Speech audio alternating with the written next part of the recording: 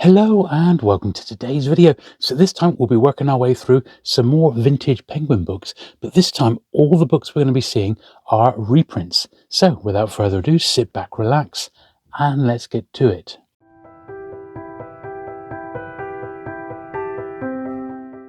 So here we are. So on the face of it, Penguin #1 and Ariel, and it is indeed Penguin #1. However, there were 9 printings of this in vintage times, and this particular one is not the first. It's in a wrapper, but it is in actual fact the 7th printing of this one. So what we're going to be doing in this video, we're not going to spend hours and hours on it, but I am just going to go through and give them all a cursory clean up, because I and a few other collectors do pick up the occasional reprint if it's in particularly nice condition, and there are some titles which we'll see in here today, like Ariel, where I do collect every single printing, so I'm constantly looking to sort of upgrade my own copies. So consequently, you know, we will see some books here today that are going to be ending up in my collection, and I love to expand the original books when I can, even if it is in reprint. So this is the very last version of Ariel that they did. This is the 9th printing, which came out during the war. It's much thinner paper, as you can see, and paper rationing was very much a thing at this point. And as you can see, there we are, the 9th impression, September 1940. Now this one is looking a little bit the worse for wear. It's needs to have that top end re-glued. I have got every single printing of Ariel, vintage printing that is, by Penguin, but some of them are decidedly worse than others. Not even sure that I've got like #7 there in a wrapper. I honestly can't remember off the top of my head, but at the same time, when they come along, I do, even in reprint, I do check these copies against my own ones to try and get the best possible example. Another reason for picking up reprints is sometimes the first editions are so expensive. You can have the reprint, which looks, for all intents and purposes, like the first edition on your shelf. You can have the reprint as a filler. So this is #2, of course, Farewell to Arms by Ernest Hemingway, and this one's a 2nd printing. This one appears to be water damaged in actual fact. This one has got damp at some point, and in actual fact it's not looking too good, is it? Yeah, I'd say the wrapper is just about stuck on there, and we can't do anything about that. I'd almost be tempted to pop it in the bin, unfortunately, because it's water damaged and it has, like, this has spoilt the book. This sort of level of damage can actually spread to books around it, so having a water damaged one is really not good. If this was a first print, I would attempt to save it, but because it's a reprint and it's got that particular bit of damage, you can see it's all the way through, it's actually water damaged. That's going to have to go in the bin, unfortunately, and no one's going to take that one. Right, #4, which is a shame because great book. #4 here, Madame Clary, or Madame Claire. So this is the 5th impression, no wrapper. A tiny bit of glue needed down the bottom here. Now, on the whole, most reprints, I mean, this book, even in tip-top shape, without a dust wrapper, you're probably only looking at maybe £15, something like that, £15 to £20 maximum. The reprint, without a dust wrapper, this is just going to be, you know, maybe £2 or £3, something like that. A very nominal price, basically, but it will do for somebody, I suspect. Now, this one, however, being Agatha Christie, and being one of the variants, is quite sought after. There are more than one collector of Christie's who collect every single printing, particularly of these early ones, and I am the same. So the Mysterious Affair at Styles and Murder on the Links, I'm trying to pick up every printing that I come across. If it's one that I haven't got, I'm going to collect it. So this is, look at this, it's about 7th or 8th printing, June 1940. So I'm certain I haven't got that one in my collection already, and there's nothing to do on it, repair-wise, so that's going to be ending up in my collection. Now we've got 4 copies of #7. This looks a reasonably early one, because it just lists the first 10 on the back. It's a bit foxed, unfortunately. It's the second print. So yes, this is the second impression, not the first. But yeah, nothing major to do on it. It's just, it is a very sort of foxed copy, but it's okay. I think that's all right. That's quite robust, and someone will once again have that one. Here's a later one again. This one's got a bit of a dust wrapper there, by the look of it. Is it stuck down? Yeah, it's been stuck down. The dust wrapper, the back of the dust wrapper with the author bibliography on has been stuck down. This is the fourth printing. Got a name inside, but there's actually no work to do except a bit of a brush in a minute. So that's all we can do with that one. Now we got number 7 again. Not sure, this one could use a little bit of glue. This is the third impression. So I'll put a little transfer glue in there, like so.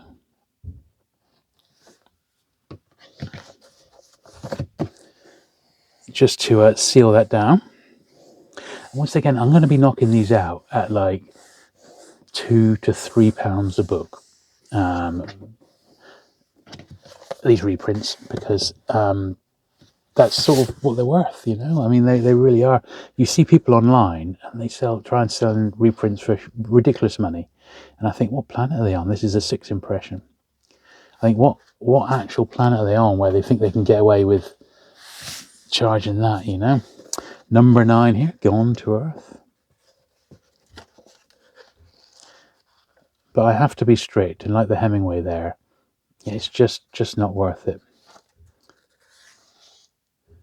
Yeah, this is the 9th impression by the look of it. Who'd have thought, eh? A nice early one. Got, you know, a nice early design on it. Here's another copy. This one's earlier, actually, than the other one. Yeah, this is only the 8th. This is the 8th impression.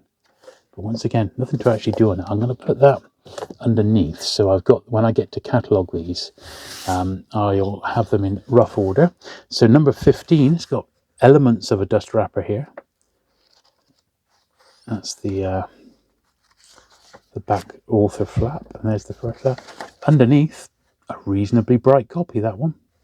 Not too bad at all, that. What printing is this one? Third print. Might as well keep that bit of the, even though it's broken, we'll keep the dust wrapper bits with it. But once again, nothing to actually do on that one to repair it or clean it. A later copy now of number 17, 7 famous one-act plays.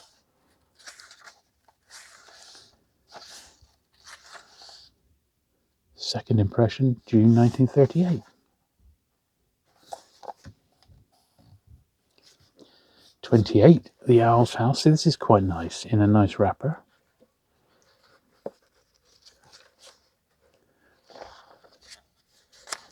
Underneath, look, quite presentable, isn't it? Look absolutely fine as a placeholder. But the thing is, the original is not that big money, so this will only be, once again, like £3, something like that, £3-4. November 1937. This is the 3rd printing of that one. Even a really nice one like that is not big money.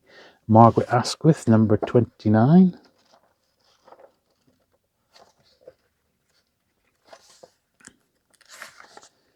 Second impression, August. Little 25p in there, so we'll get rid of that.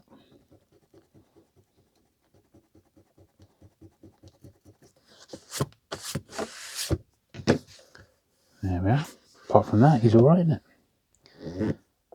A real favourite of mine, this one, number 31. Short History of the World. Dust wrapper pretty much detached. That's the back flap, but no front flap by the look of it. Apart from that, nice presentable copy. Lovely book, this. Second print, 1936. To be honest, I think that one looks better without its dust wrapper. The dust wrapper was quite tatty and a massive piece missing and ripped. So I think that one's going to just look better as is, like that. We'll leave him like that. because it's a nice one. I may even keep it myself. This one's a beauty, number 34, Mr. Fortune Please. A nice crime title.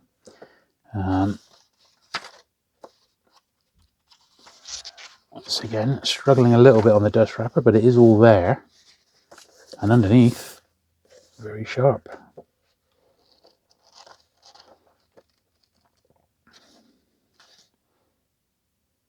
Third print, 1937. So in all intents and purposes, it's almost like the first printing. There's not a lot different to it. So consequently, you know, a reasonably scarce book. Someone might be happy to have that. And that's the sort of one in a wrapper like that. If I don't end up keeping it myself, because it is, you know, particularly nice, I'd probably put maybe a tenner on that one, because it is a nice one. Here's another copy again, another reprint. No wrapper on this one. Not in such nice condition, and I suspect slightly later. Yeah, this is like the fourth printing of that one. That's all right. Slight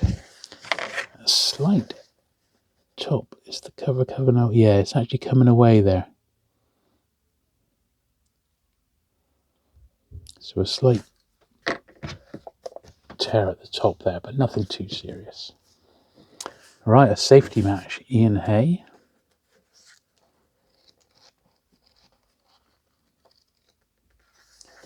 A little name inside there.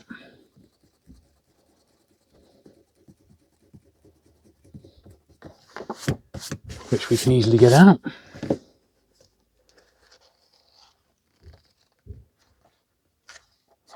What printing is this then? Second print. There we are. It's all right. Now, this one's got a very tan spine. It's also foxed on the first impression. Very, very foxed copy, this one. But reasonably robust. Absolutely fine to read. It's the second print.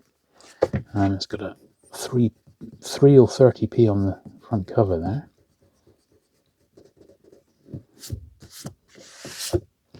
So once again, it'll be cheap and cheerful, but it may be okay for somebody. Who knows? Who knows? Right, now this one's Spanish Farm, number 52. This is a wartime reprint with a blank back. So it's quite an interesting little variation, this one. Yeah, 1941. It's from that period when Penguin were advertising on the back. So I need to put some glue on here, because it is absolutely coming away.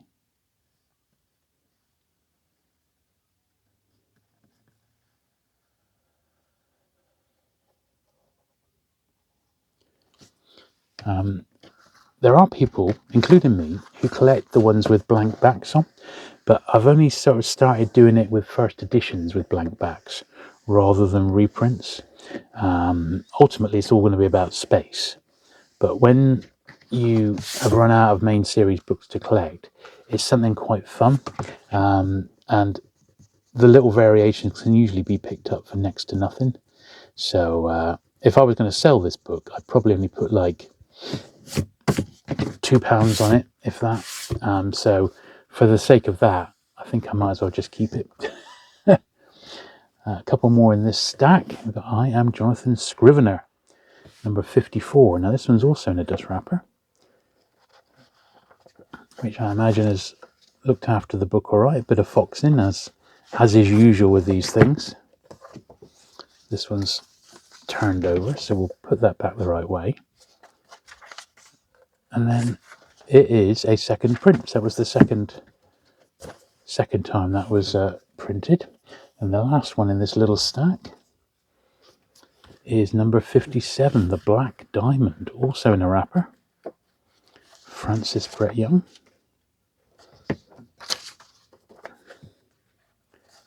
So you could do, if you're not too fussed, that's a fourth. If you're not massively fussed about having first, you could do very well with these, in all honesty. And I do know that my friend Jeff, who lives in Japan, he's sent me a list of quite a lot of travel books, of which we've got quite a bit coming up now on this second wedge. And he's absolutely fine, because he wants the books to read. He's absolutely fine to have them in reprint form. Yeah, these nice early iconic editions, but in reprint, he's not fussed about having first, because the books are going to be read. Because he's a real reader. He's got a really good YouTube channel, so go and check that out. Jeff's Cave of Books, I think is what it's called, or Jeff's Book Cave, something along those lines.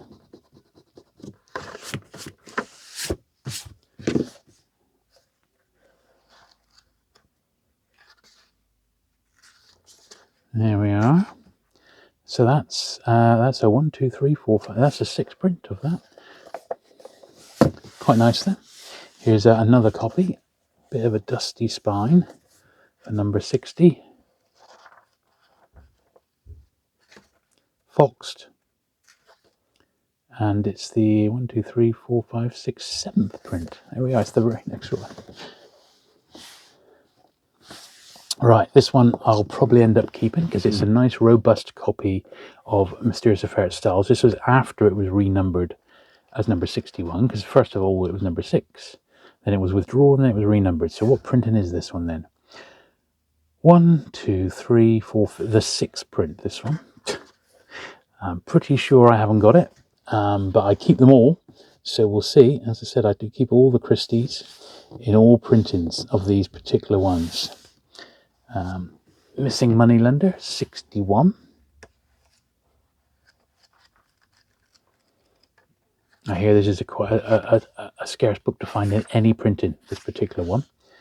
So it's interesting there. 1, 2, 3, 4, 5, 6, 7, 8, 9th print. But yes, I hear it's hard to find.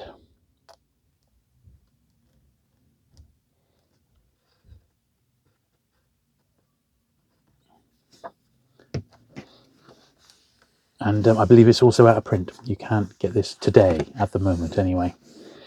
The moneylender in question is a Jewish chap and is quite anti-Semitic.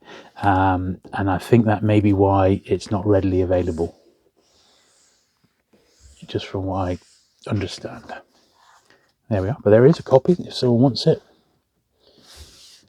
Next, a real classic and not a bad, robust copy again, 64. The Four Just Men. Very, very nice. Look at that, 2nd print. It's lovely, isn't it? Really, really nice edition. Probably not that different to the first, in hardly any way at all. So I think someone will be happy to have that one. Man in the Dark now, a very nice copy in dust wrapper of number 65. Small tear in the wrapper there. This is the 4th printing. There we are. It's quite nice, isn't it? See, when they're really nice like this, I don't know if my one on the shelf is in a wrapper or not. I'd be quite tempted to keep ones like that, because it's significantly different. And I don't think I've got a wrapper for it. This is a much later printing of number 65, but obviously it is a reprint. Either 50s, I'm guessing. Yeah, 1952. But probably no one's going to be interested in that. I wouldn't have thought. In all honesty, I think I'll pop that one in my cheap crime. I've got a big job lot of cheap crime, so I'll pop it in there. Right, The Surgeon's Log. Not the Patrick O'Brien book of the same name. Look at this, very, very foxed. This one. It's the 7th printing. Yeah, apart from the foxing, it's not too bad. My South Sea Island. This one's quite warm, but as I said, my friend Jeff is after some of these, and I'm going to do him a deal because he wants lots of the cerise ones. So that's a 2nd print. I think he'll be very happy with that. It's fine to read, and he's going to get them very, very cheap because he's a good egg. There we are. A little bit of wear, but he's all right. I think he'll have that one. Now we actually got some more cerise coming up here, so this is a nice one with Mystics and Magicians in Tibet. Yeah, number 68. A little bit of the dust wrapper flap. Yeah, it's the correct. It would have been in a dust wrapper, of course. So there's the author's biography being used as a bookmark. This is the 3rd printing of that one. That's all right. Experiences of New Guinea Resident Magistrate, Volumes 1 and Volume 2 coming up. Author's Dust Wrapper Flat Bit. This was the second printing of that one. Quite, if you ask me, quite a boring title, that. And there's part 2.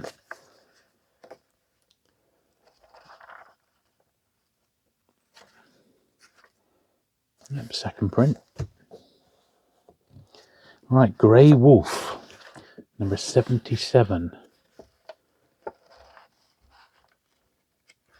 Some page edge foxing on this one.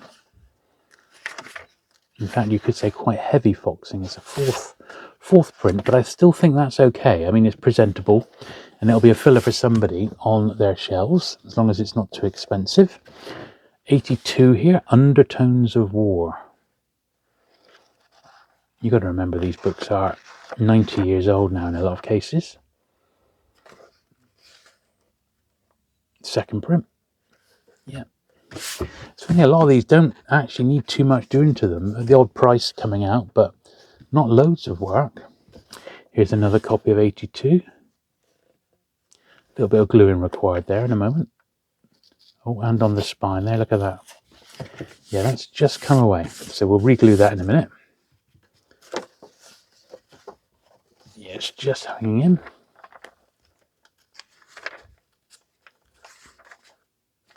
Third. Right.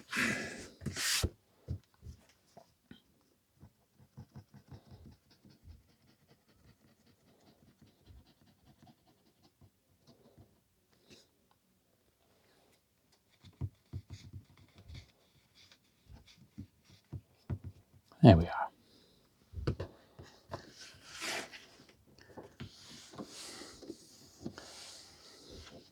As I said, these are only, all of them are all going to be cheap and cheerful. But if people want them to read, which is, let's be honest, what they were designed for, then you can do very well with these nice wartime and pre-war reprints. You really can.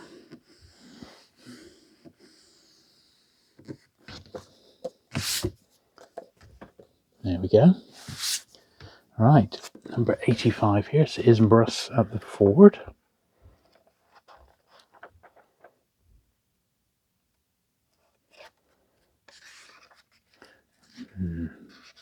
That's got 2 pages ripped out, including the index. In fact, that's actually a first print. I've put it to one side. Oh no, it is the reprint. Yeah, it's no good. That's too far gone, I'm afraid. When they're missing stuff, if it's a reprint, that's no good. They have to at least be complete, Even I have standards at number 89 here. Very toned, this one, and with page edge browning. And not a particularly rare crime title, but it is the second print of it, and someone might be very, very pleased to have that one. Ghost Stories of an Antiquary, number 91. A classic little collection. This one is also coming away. Look at that. It's all there, but the last, sadly, it's come away, so this is worth saving.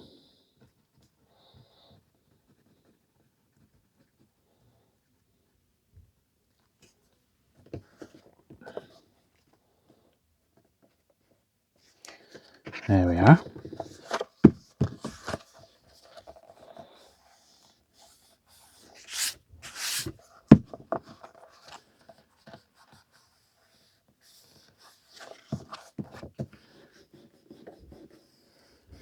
That should be fine. Give it overnight to set, and that'll be okay. Here's a later printing of it, much wartime, much thinner, as you can see. These do have their own sort of weird appeal, even though they're not the best looking books, because of the time that they were printed. The print runs wouldn't have been massive, only about maybe 25 to 50,000, if that, and the copies would have been quickly snapped up as soon as they were made available. The fifth print in 1941. So that to me is actually quite interesting, from a collector's point of view. Right, we have this one. This is a bit rough, number 92. Yeah, this is a little on the rough side. I don't think anyone's really going to want that. Very, very foxed, and big stamp on. Unless it's a reprint in tip-top shape, it's probably not worth it for the orange ones. Here's a much brighter copy, number 96. This one on the face of it looks okay. Yeah, fourth print. So that, you know, that's a sort of book we can probably put a couple of quid on as a filler for somebody. This one I'm definitely going to keep because it's on my list of ones I'd like to get a better copy of. My copy is not in a wrapper and it's a bit dark. This is, you know, a reprint, but it's sadly foxed, but it's still lovely. It's the second print and it's in a wrapper. I'm definitely going to be keeping that one because, you know, as I said, compared to against my first print, it's actually really nice. And if I ever want to read it, this will be the version that I shall read. There we are. There's something on the cover. Yeah, this will be the one that I read. A couple of little marks on the front here. Let's see if I can get them off.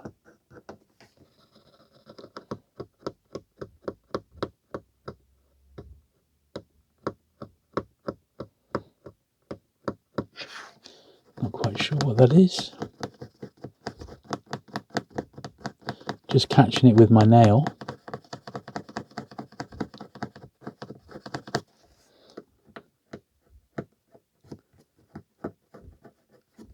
There we are. We got most of it off. It's left a little mark, but it's better than whatever it was on there. Apart from that, it's a beautiful copy, and I shall definitely be keeping that one. Mantrap. Once again, nice edition. This is tight, and you know, if you're okay with having the odd reprint, you must say you could do very well with some of these. That's a really nice wartime reprint, so why not, eh? Why not? Now East, Now West, number 106, also in a wrapper. Second impression. Very nice. 107, Private Worlds.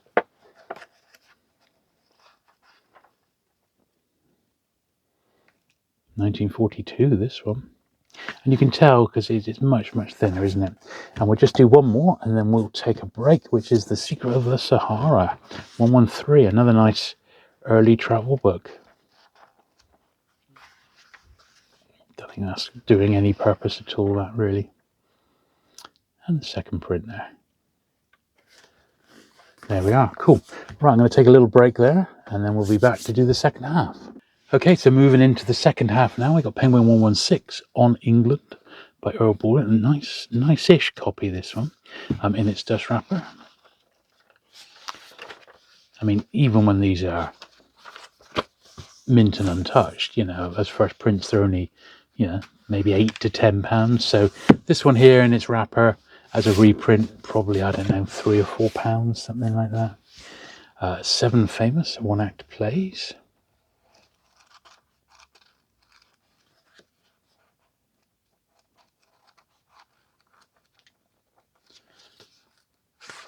That's a second print from 1938. It has got a little name on the top there.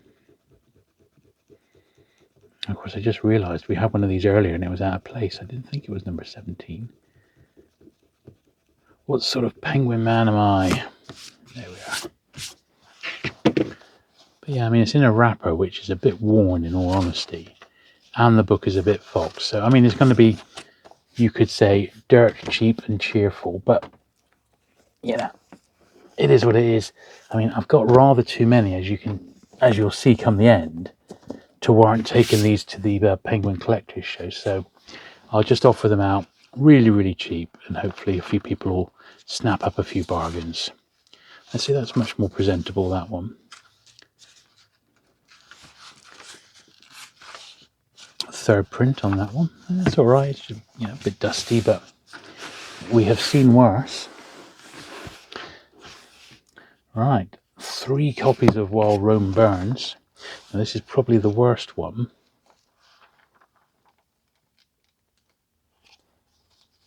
In all honesty. Yeah, 4th print. It's a wartime one, but he's very tanned. This one's a little bit better. I think it might be the other fourth print, same printing but much better condition. And this one I think is probably later again, I think. Or even earlier, actually. Might be earlier. Yeah, this is the one before the third printing. Slightly coming away.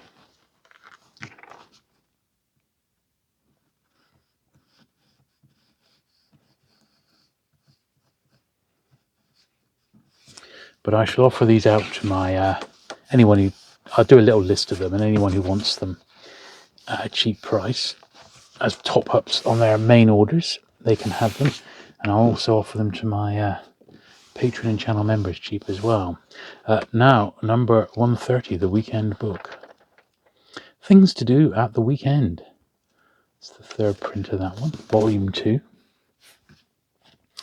Called Comfort Farm. This is one I am actually on the main series. I'm looking for a better copy of this one. And even this isn't great. I think it was just a very, very popular book. Yeah, this is the second print of it. A little bit of the spine coming away.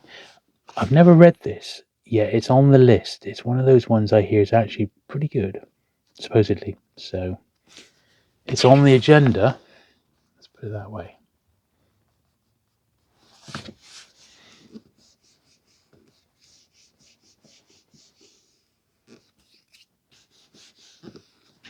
I think that's just about saving that one from oblivion. Fontamara 143. So, I mean, if you're happy to pay a couple of quid for each of these books as reading copies, they represent excellent value for money. When you think a new paperback these days is about is about a tenner, isn't it? 899,999. Now, Invisible Man is one of those books which I collect all the Penguin printings of, and I've got 3 or 4 at the moment. Which printing is this? That is what we want to know. The second, which I don't think I've got, so that's good. So this might be a new one for me, which I will be pleased about. I think for H.G. Wells, if you look at his Invisible Man, The War of the Worlds, and The Time Machine is probably my favourite, but that Penguin published that much later. I think then it's The Invisible Man, then it's The War of the Worlds for me. Right, Enter a Murderer. A little bit of the spine coming out there.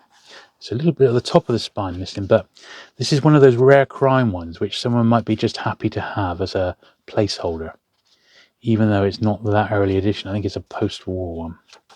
Let's have a look. Yeah, 1949.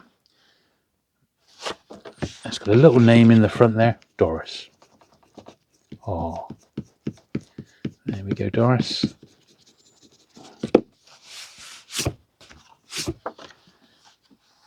But apart from that, I think someone might be interested in that one simply because of what it is. This is an interesting one. This is the Red House Mystery by the Winnie the Pooh author. Who knew he wrote crime, eh?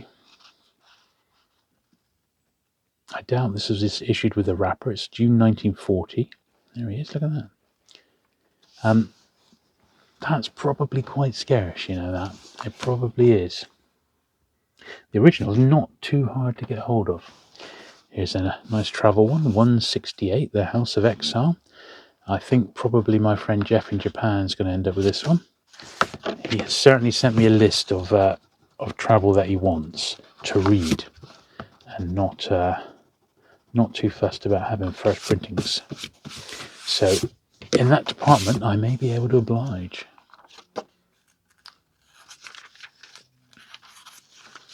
There we are. So I think you might be happy with that one.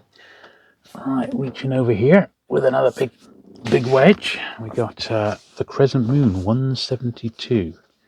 This one's got some page age browning.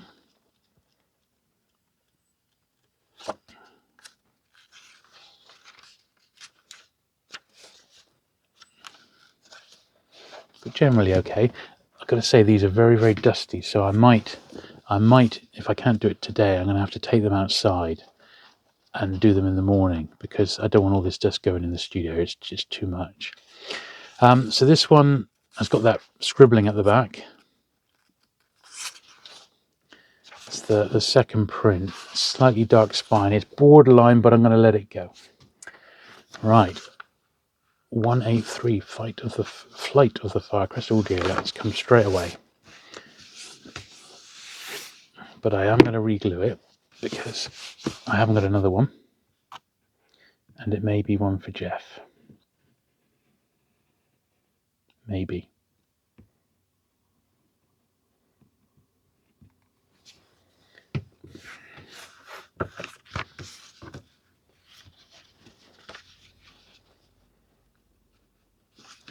See if that can survive a little bit longer.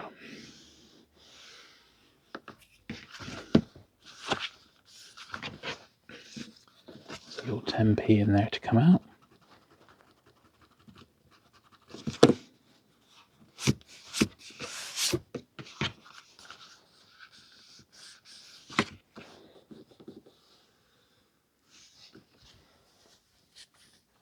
Yeah, I think that'll do the trick on that one. 185, Confessions of a Young Man. Ooh, young man. A little bit tanned. But apart from that, a quite nice, robust copy, that one. Death of My Aunt, 190. Not in a wrapper, but a reasonable copy of this one for a nice crime title. Someone I think will be happy with this one for like a $5 or something like that, you know. Yeah, third print. Quite nice, isn't it? Quite nice and bright, that one. Ordinary Families.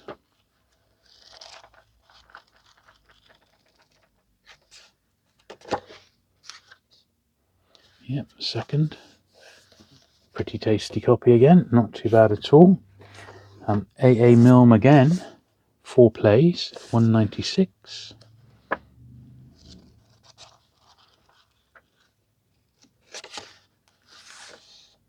Yeah, that's the second print of that one. Not quite come away yet, so he's all right. Amateur Adventure. Now, a very, very tatty dust wrapper on this one. Very foxed and brittle and, well, in a right old state.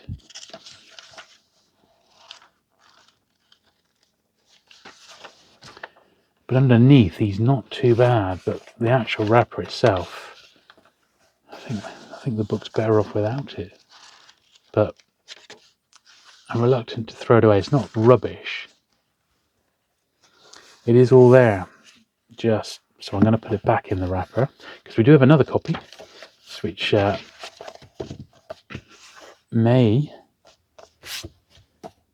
suffice. I believe it is one that, there we are, it is one that my friend Jeff wants. Tanned, but no wrapper. Second print again.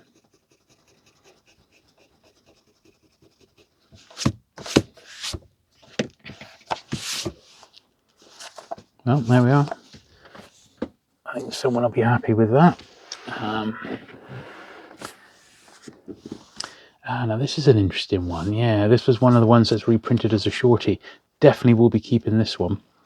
There's a few books like this that were printed in different printers around the country, and because of bombing and stuff. Yeah, so made and printed in Great Britain for 4 Penguin books by Charles Birchall and Son in Liverpool. Not their regular printers, and that's why this one's in a right old state. It's trimmed, it's not the right dimensions. If we choose a regular Penguin here, you'll see, look at that, it's just short. Someone missed the brief there, didn't they? And that's what we call, or what I've dubbed, a shorty. And that one will definitely be joining my collection, because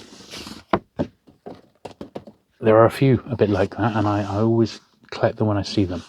Right, number 211, Pip by Ian Hay. And this one is almost detached, but not quite.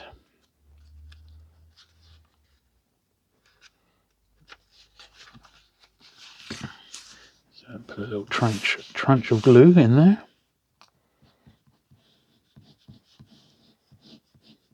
So all I can hope is that you're not getting too bored of all the Penguin content, but unfortunately there's a lot more of it to come.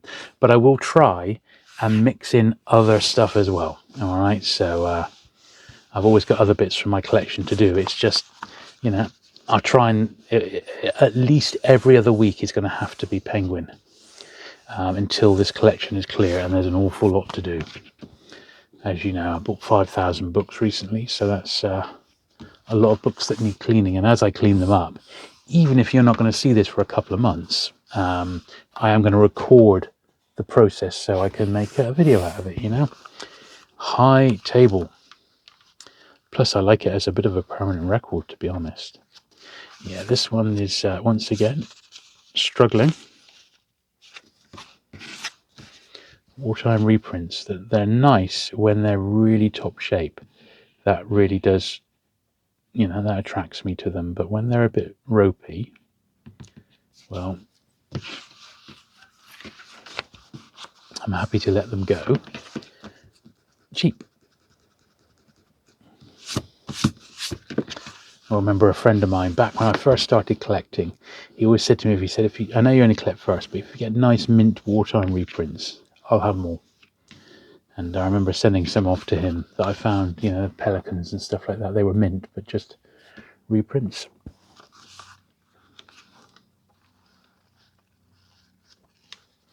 Mill Hill School Library. Yes, that's a bit of a fault on that one. And with the faded spine, I think no one's going to want that. Ebony and Ivory. Bit of foxing, but generally okay. We can live with that. 1939, that's all right. Corduroy, 247.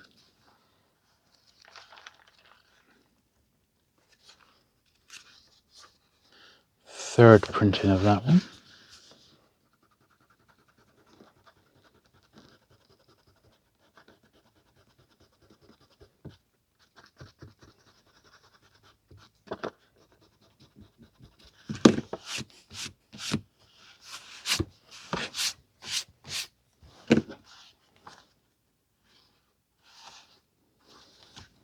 There we are. And another copy.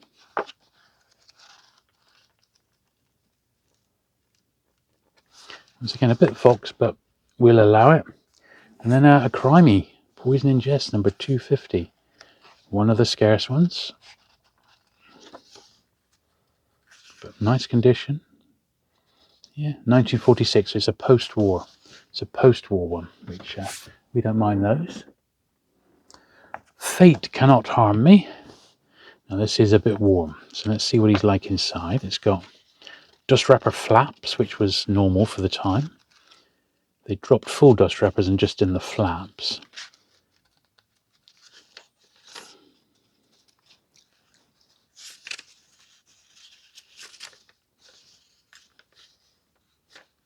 It's the first reprint. It's just about there. Let's see if we can save this bit of spine, shall we?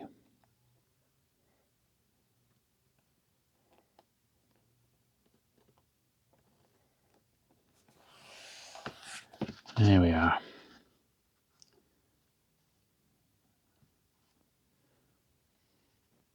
Yeah, I think we've saved that a little bit there.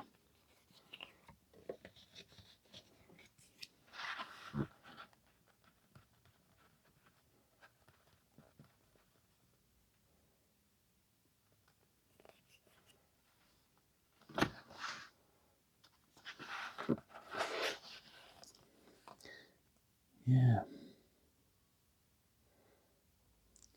When you think it's had to, survive the Second World War, we want to cut it a little bit of slack, don't we, really? As I've said many times, this glue dries clear, which is good for us. We'll see how that one dries overnight, but should be okay. Yeah, good for the collector. This is another one with flaps.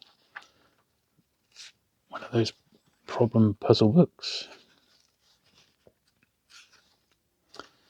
third print. He's a little bit worn. Tiny little bit of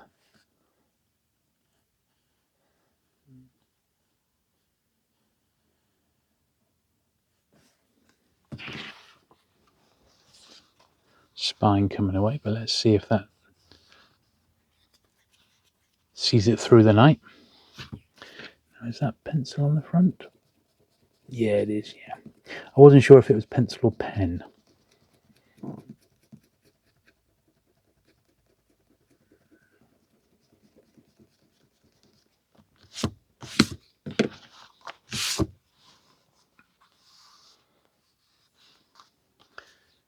That's okay. Well, 3 copies of the cherry tree. Three! We could have our own cherry orchard, couldn't we, with all these?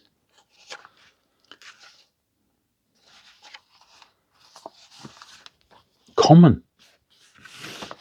That's what we could say. Common.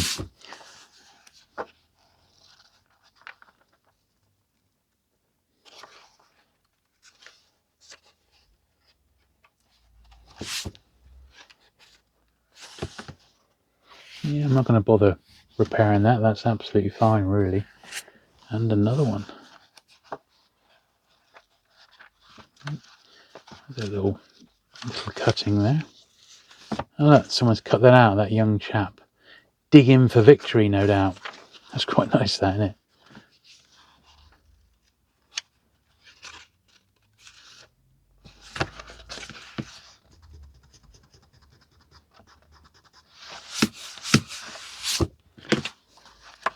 Yeah, I quite like that little insert there. I think I'm going to take a quick snap of it.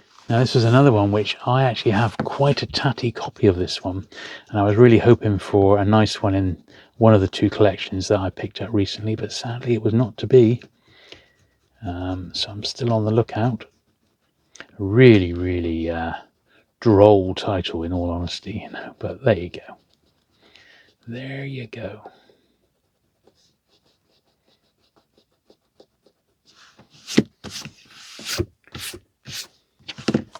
Further experiences of an Irish RM. I mean, what can you say, eh?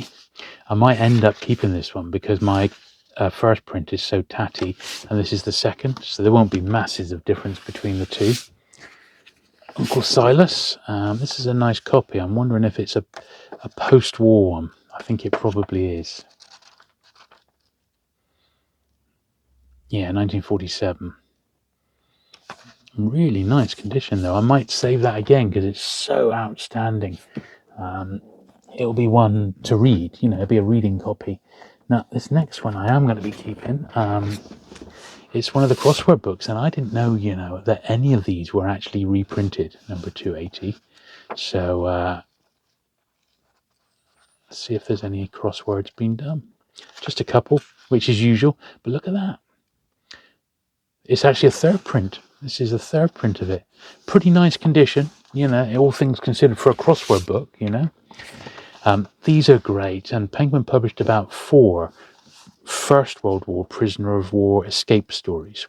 And these books were then, you know, later on, when we were starting to get prisoners of war during the Second World War, copies of these were starting to be shipped out to the prisoner of war camps, and they were basically used as manuals. I think they're fantastic. I've read them all, and I think they're all brilliant. All 4 of them. They're really, really good ones. This is the best of them all, though, The Escaping Club. It was, of course, nothing like the Second World War. The First World War prisoners of war was very much a gentleman's agreement, you know, and they didn't really have that much risk of getting shot like the Second World War people did. 283. But still exciting all the same. These aren't too bad, you know, they're not needing loads of work. This is quite a scarce one. I mean, it's not tip-top shape, but it's scarce enough, you know. Yeah, it's the 2nd print of it. Quite heavily tanned and foxed, but there you go. Pygmalion, number 300. Yeah, quite rough, this one. I mean, this is really easy to get in regular first print, so I don't think anyone's going to really want a reprint of this particular one. I mean, really. So, and in that condition, I don't think it's worth saving. I mean, I've got about 3 copies of the first print. It is not scarce. This one's a bit brighter. Is this the same printing, or is it a later one again? This is the 1947. This would have been printed to tie in to the books which were published when they printed 10 Bernard Shaws later on. That would have gone with that one. Old junk. That's what some people call my collections. Old junk. What are you keeping that old junk for? Little did they know, eh? That's a reprint. A bit of wear, but not too bad. Claudius, Volume 1.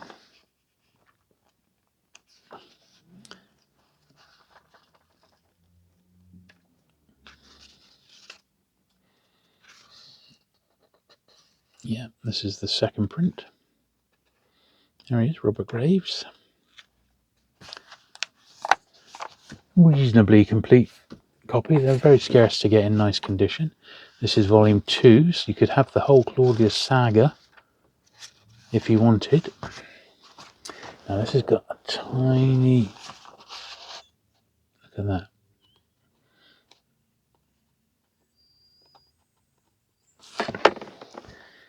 Not much, but it's a tiny bit which we might be able to make a little bit more appealing, shall we say, you know. There we are. Squidge, squidge, squidge.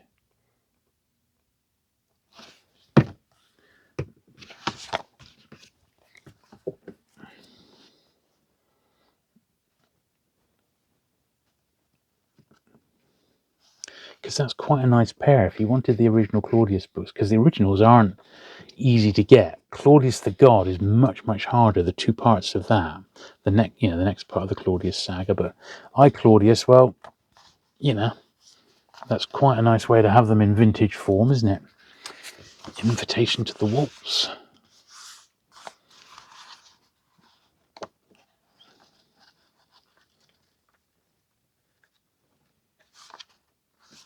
A big 5p on the front, but it looks like it's in pen. Is it in pen? Yeah. Just about borderline. Farewell, Victoria.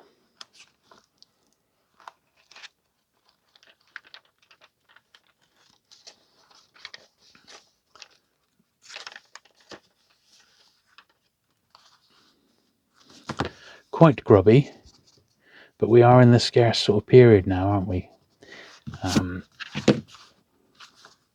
But it'll be cheap and cheerful, couple of quid, that's all. Now, this is another one which I had no idea that this had been reprinted, you know, number 358. Once again, not too bad and shabby a copy, but a reprint, amazingly. I think I'm probably going to... I do know someone who wants the first print of this. He only needs 4 books for the set. But he's not going to want the reprint, I'm sure. But I will offer it to him first, but else I'm going to keep it myself.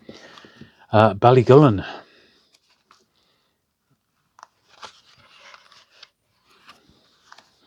I'm conscious that we've got quite a bit of brushing to do yet, but at the moment it's a lovely day outside and I've only got about a dozen to go, so I think we're going to do the brushing outside today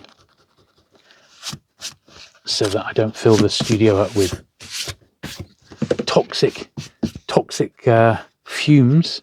90-year-old dust.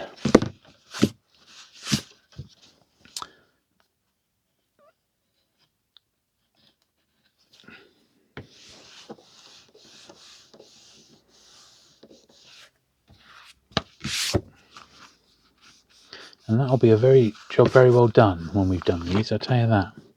We've done ourselves very well. Right, just about a dozen left. So, the Brass Bounder, David Bone. This one's come from Spain, had a Barcelona stamp in it. Right.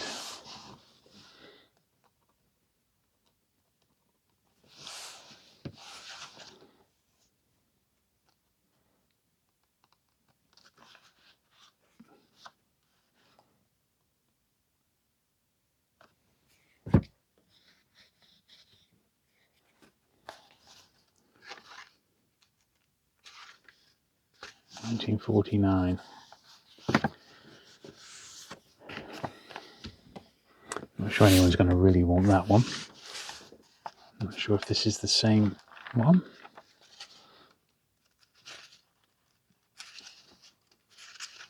Yeah, 1949. That's in miles better condition.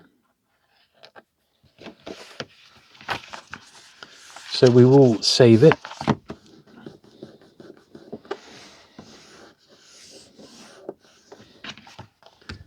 Right, this next one's on my wants list as an upgrade. In first print, of course. Now this is the reprint, and sadly, I do have this one.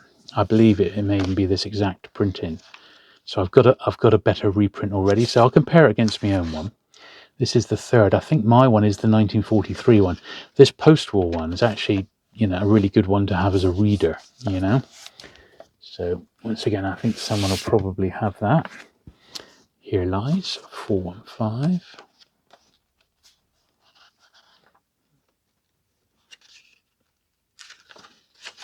A little bit of foxing, but he's okay. It's a nice wartime reprint of that one, so that's pretty nice. That's pretty nice. Put out more flags.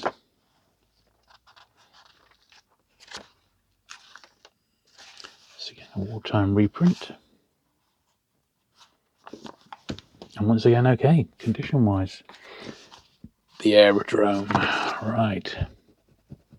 Rex Warner.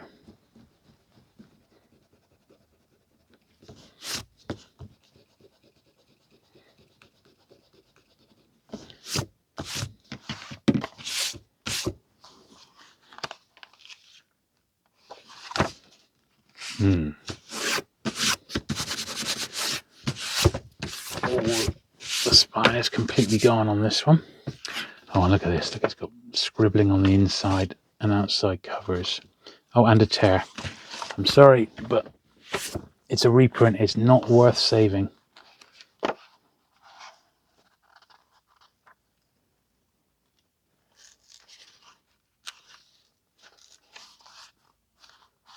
That one's okay though. 487. Oh, what's that? A ticket.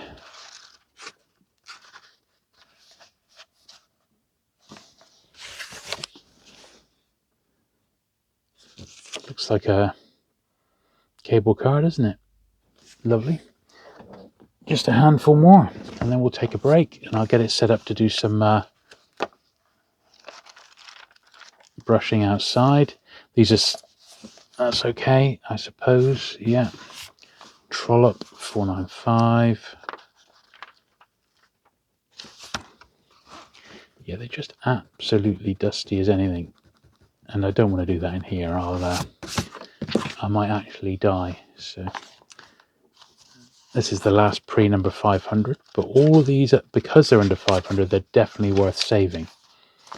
And then just a couple of post ones, a nice reading copy of The Innocence of Father Brown.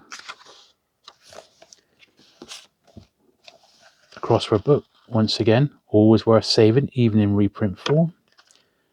And then the last one is a reprint of Hiroshima in the original covers, which I did not know existed, because I've only ever come across the first, which had a 250,000 run. Yeah, this one, this second printing, was a reprint of 100,000, so that's definitely worth keeping. Right, let's head outside. Okay, so doing this outside, these ones aren't actually too bad. Cool. But I don't want to be doing this in the enclosed studio. It's as simple as that. It will just be asking for trouble.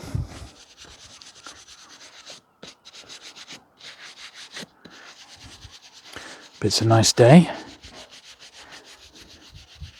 It's about 6 o'clock in the evening.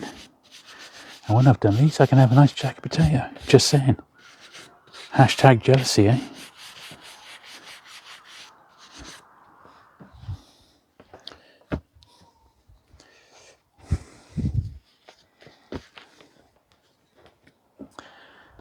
I'm pleased that I've done these though, because as I said, some of them will definitely be joining my own collection.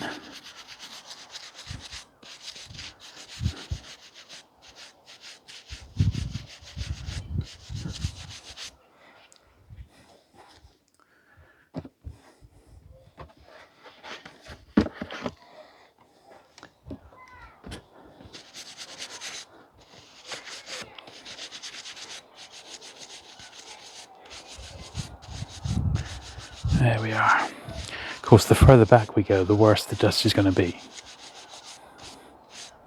But that's the first stack of 4.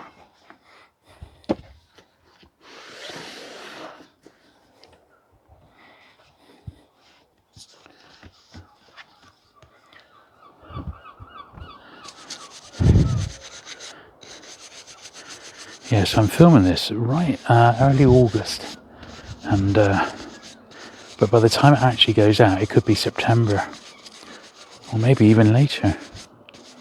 But don't worry, a little echo of summer, a summer just gone. I do live by the coast. God, I do live by the coast, so you can hear the odd seagull.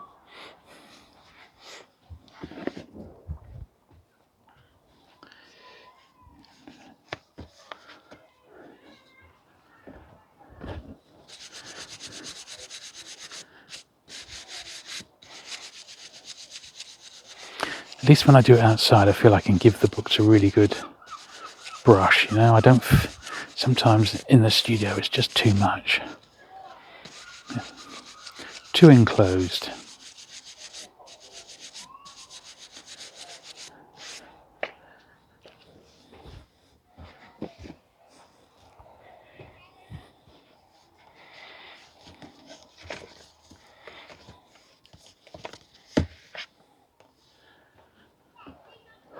But at least this is another 150 books done of the 5,000 that we've got to get through. Ho ho ho.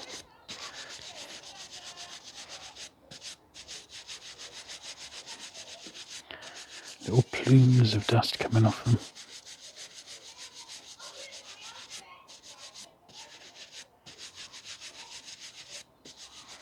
But they do look better.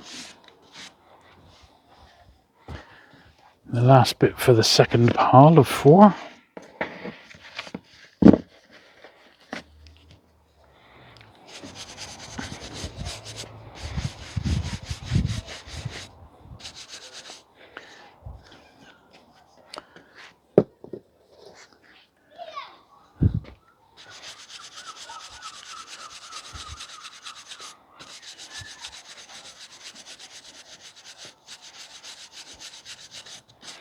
Lovely.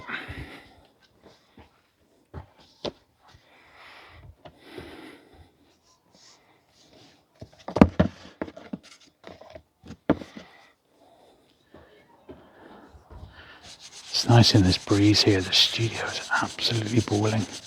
I did another short video before I did this one of my the start of my monthly pickups for July and August. It's going to be a multi-parter, but there was a few bits I needed to get done, so I did that. Had a break, and then I thought, well, I'd do these as well because this is a good one to do in one hit. And I'll just try and do this to mix up the regular numbered Penguin series because there's going to be so much of it, you see. I like to keep it mixed up and interesting.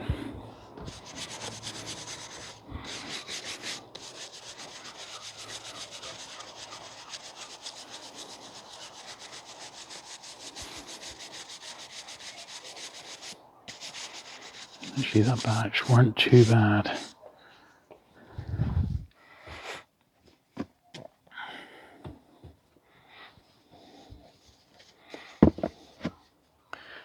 Considering these are all from the 1930s, they're almost 90 years old. Some of them are 90 years old.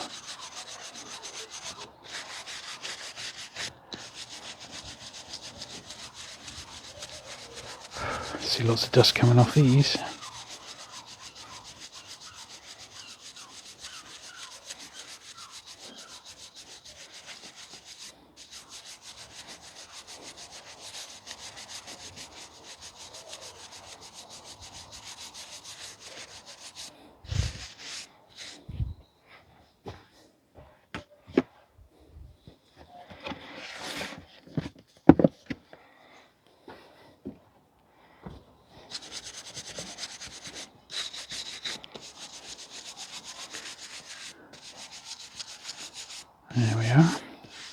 one little pile to do, and then we're done for today. So as always, I hope you've enjoyed today's video. And if you have, do please give the video a thumbs up. Do please hit the subscribe button. If you're interested in more penguin content, there's 120 videos on the main channel, looking at different aspects of penguin history.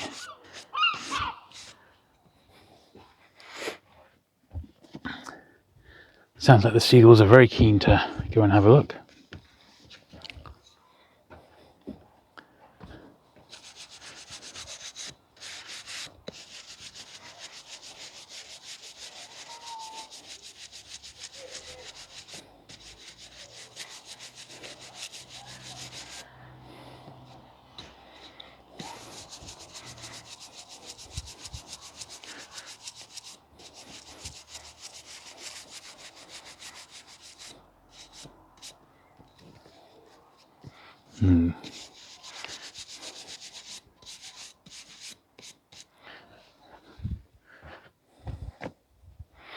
So I haven't quite figured out what's going to be next week, but I'm going to mix it up a bit. I've got some puffin stuff to do. I'll do some non-main series books, like guides and travel guides and buildings of England and things like that, penguin classics. So I'll keep it interesting. It won't all be main series books, but obviously I have got a lot to get through. So every other week is going to be main series. Anyway, last bit for today. Thanks very much for watching. Hope you have enjoyed this one with a bit of on location outside work. And I shall look forward to seeing you again. God, the dust of this. To seeing you again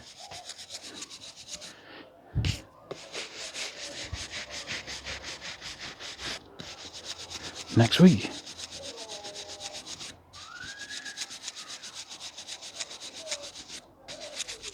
Bye.